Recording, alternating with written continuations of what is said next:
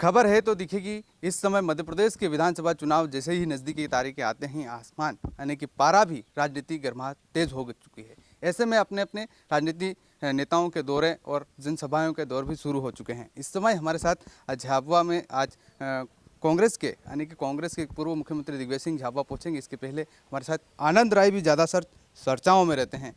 कहीं कहते थे कि आप बीआरएस ज्वाइन कर रहा है, उसके बाद फिर आज कांग्रेस के समर्थन में हैं। इस बार आप पीला गमछा भी लेके चल घूम रहे हैं स्टार प्रचार की दौर में, आप किस तरह देखते हैं? देखिए, ऐसा है कि जैस संगठन में हम लोग 6-7 साल से काम कर रहे हैं। जैस एक सामाजिक संगठन है, आप भी जानते हैं, जैस एक सामाजिक संगठन है।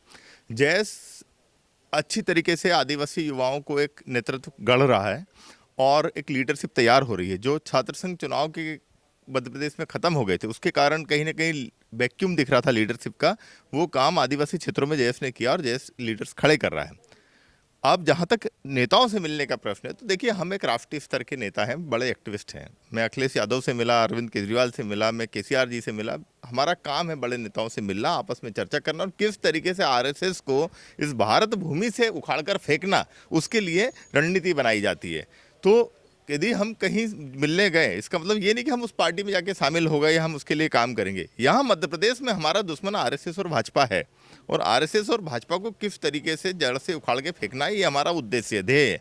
मेन ध्येय हमारा यहाँ से आरएसएस बीजेपी को खत्म करना है। चूंकि अब चुनाव पूरा जम गया है, प्रत्याशी तय हो गए हैं, तो हमारा उद्देश्य यह होना चाहिए कि किस तरीके से भारतीय जनता पार्टी हारे, क्योंकि ये वो सरकार है जिसने जैस के युवाओं 10 से ज़्यादा युवाओं पर जिला बदर की कार्रवाई की। इसने एनएसए लगवाया कमलेश्वर डोडियार पे।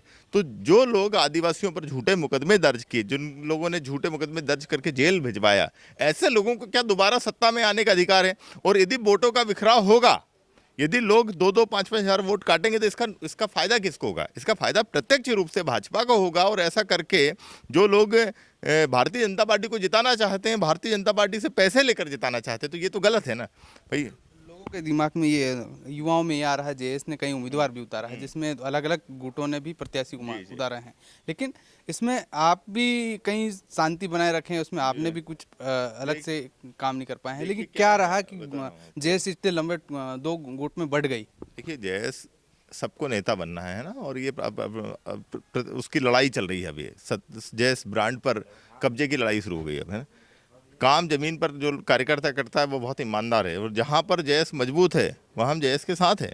आप 20-25 हज़ार वोट लाओ तो हमको समझ में आता है, लेकिन आप 2-5 हज़ार वोट काटने के लिए आप खड़े हो रहे हो, तो ये तो सीधे सीधे समझ में आ रहा है ना, भाजपा से पैसा लेकर आप ये काम कर रहे हैं। तो जहाँ मजबूत प्रत्याशी हैं वहाँ जैस के लोग खड़े हैं, अच्छी बात है, उनका हम साथ दे रहे हैं। लेकिन जहाँ जहाँ आप 2-5 हज़ार वोट काट कर भारतीय जनता पार्टी को जिताने का प्रयास कर रहे हैं, वो तो गलत बात है ना। जिन लोगों से, जिस विचारधारा से हम लड़ रहे हैं, जो आदिवासी के खिलाफ है, जो आपने देखा वहाँ पर मणिपुर में क्या किया इन लोगों ने, कितना नरसंहार वहाँ मचा है, ऐसे लोगों के साथ हम कैसे खड़े हो सकते हैं? किन मुद्दों को लेकर आप प्रचार करने जा रहे हैं? हम तो सिर्फ एक नारा है हमारा, भारतीय जनता पार्टी को हराना है, शिवराज सिंह को घर बिठाना है, बस। एक एम है, एक ध्येय, एक दुश्मन है। भाजपा कांग्रेस का भी दुश्मन है, हमारा भी दुश्मन है, हम दोनों का दुश्मन है। हम दोस्त हो गए, हम नेचुरल लाइन से। हमारी लड़ाई में जिसने साथ दिया, दिग्विजय सिंह मेरे से जेल मिलने गए सागर में। भारतीय जनता पार्टी का कोई नेता तो मुझसे जेल में मिलने नहीं गया ना। मेरे पे झूठा मुकदमा दर्ज करके शिवराज सिंह ने जेल पहुंचाया। आज भ्रष्टाचार में अव्वल है शिवराज सिंह। पटवारी घोटाला आप देख लो, नर्सिंग भर्ती घोटाला देख लो, पैसा कोऑर्डिनेटर घोटाला देख लो, आप शिक्षक पात्रता परीक्षा घोटाला देख लो, कृषि विस्तार अधिकारी परीक्षा घोटाला, इतने सारे घोटाला कर प्रदेश के युवाओं को बर्बाद कर दिया इसने। तो उस आदमी को तो घर बिठाना पड़ेगा। और जिस तरीके से आप देखिए, 1 लाख से ज़्यादा 1 लाख के पद खाली हैं, आदिवासी युवाओं के साथ धोखा किया इसने, और आदिवासियों की संस्कृति को खत्म कर रही है आरएसएस। तो ऐसे लोगों को हम मध्य प्रदेश में पनपने नहीं देंगे। दूसरा है कि लोकेश मुजालदा गुट है जिन्होंने प्रत्याशी उतारे मैदान में, उसके बाद लोकेश जो मुजालदा एक दूसरा गुट है जो प्रदेश अध्यक्ष बना हुआ है, अंतिम मुजालदा है। तो दोनों ऐसा क्यों हो गया है? अचानक एक मन से अब आंदोलन करते थे तो एक साथ नजर आते थे, लेकिन जब टिकट को लेकर ये सब पैसे कमाने का खेल शुरू हो गया है। अब जेएस की आड़ में कैसे भी करके कहीं से भी भारतीय जनता पार्टी से पैसे लाकर चुनाव लड़ाओ और फिर पैसे कमाओ, ये सब शुरू हो गया। तो इन लोगों को एक्सपोज करना जरूरी है। जहाँ आप मजबूत हो वहाँ जनता को भी पता है कहाँ कहाँ मजबूत है, किन सीटों पर मजबूत है। जहाँ 20 से 25 हज़ार वोट की आपकी ताकत है, वहाँ तो आप मजबूत है। लेकिन जहाँ पर आप 1000-2000 वोट काटने लायक हैं, वहाँ तो आप भारतीय जनता पार्टी से पैसा लेकर चुनाव लड़ा रहे हैं। भैया आप तो पूछे ना कि पैसा दे कौन रहा है आपको, कांग्रेस तो आपको पैसा नहीं दे रही, तो पैसा कौन दे रहा है? और यदि आप भारतीय जनता पार्टी और आरएसएस के पैसे पे चुनाव लड़ोगे तो आने वाले 5 साल में जनता को मुंह कैसे दिखाओगे? वो लोग तो आपकी रिकॉर्डिंग करके बैठे हैं, फुटेज जारी कर देंगे कि ये जयस के नेता तो हमसे पैसे लेने आए थे। फिर क्या मुंह दिखाओगे आप जनता को?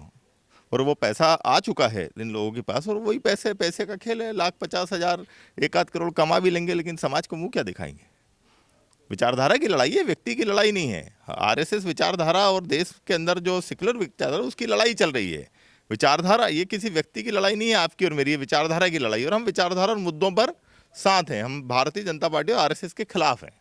दूसरी बात है कि भाजपा और कांग्रेस के बाद अब भारत आदिवासी पार्टी भी लॉन्च होगी, जिसमें मध्य प्रदेश में भी कई जय समर्थी उम्मीदवार मैदान देखिए, में। भारत आदिवासी पार्टी राजस्थान में बहुत अच्छा काम कर रही है, वहाँ हमको उनका जन समर्थन भी उनके साथ है। लेकिन मध्य प्रदेश में अभी उनको बहुत आगे बढ़ना है। यहाँ 230 सीटें हैं, तो यहाँ पर आप 1 या 2 सीटों पर उनका असर है, पेटलाबाद और थानला पे उनका असर है, मैं स्वीकारता हूँ उनका असर है, अच्छी बात है। लेकिन अभी तो यहाँ मुख्य मुकाबला भाजपा और कांग्रेस में, और हमको भाजपा को हराना है।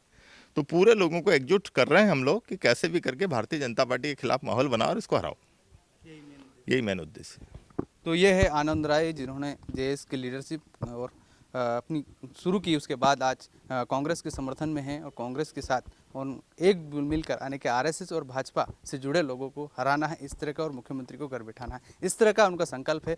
आप देखते हैं आने वाले समय में कितना इसका प्रभाव होता है, और ये तो 3 तारीख को ही तय होगा कि अगला मुख्यमंत्री कौन बनेगा। तो हेवी रीते हूँ तुम्हारी उसमें खबर जानकारी लेना, आप तो काका बाप राम राम।